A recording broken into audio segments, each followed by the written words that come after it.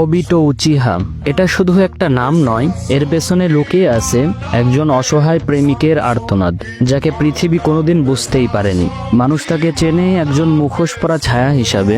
তারা বলে ও ছিল এক ভিলেন, একটা বিপদ, একটা যুদ্ধের কারণ, কিন্তু কেউ কখনো জানতে চায়নি ও কেন এমন হলো। ওবিটোর ভেতরে ছিল এক স্বপ্ন, একটা খুব সাধারণ স্বপ্ন, ভালোবাসা পাওয়ার, হোকাগে হওয়ার, বন্ধুদের রক্ষা করার। কিন্তু ভাগ্য তার কাছে কখনো ন্যায্য ছিল না। একদিন সে দেখলো যাকে সে সবচেয়ে বেশি ভালোবাসতো সে তার চোখের সামনে মারা যাচ্ছে, তাও তারই বন্ধুর হাতে। ঠিক সেই মুহূর্তেই ওবিটো মরে গিয়েছিল। দেহটা বেঁচে ছিল, কিন্তু তার হৃদয়টা ছিন্ন ভিন্ন হয়ে গিয়েছিল। তারপর থেকেই সে নিজের উপরে একটা মুখোশ চাপায়, একটা ছায়া হয়ে যায়, শুধু প্রতিশোধ নিতে নয়, পৃথিবীকে এমন এক ঘুমে ফেলে দিতে যেখানে কেউ আর কখনো ব্যথা পাবে না। কিন্তু এটা ছিল এক ভুল সিদ্ধান্ত, কিন্তু সেই ভুলটার মাঝেও লুকিয়েছিল একটা পবিত্র ভালোবাসা। ওবিটো উচিহা আমাদেরকে শিখিয়ে যায় কেউ ভিলেন হয়ে জন্মায় না, কেউ বারবার ভেঙে যেতে যেতে একদিন ভিলেন হয়ে যায়। সে আমাদেরকে শিখিয়ে গিয়েছে ভালোবাসা যখন অবহেলায় হারিয়ে যায় তখন মানুষ শুধু ঘৃণাতেই বাঁচতে শিখে।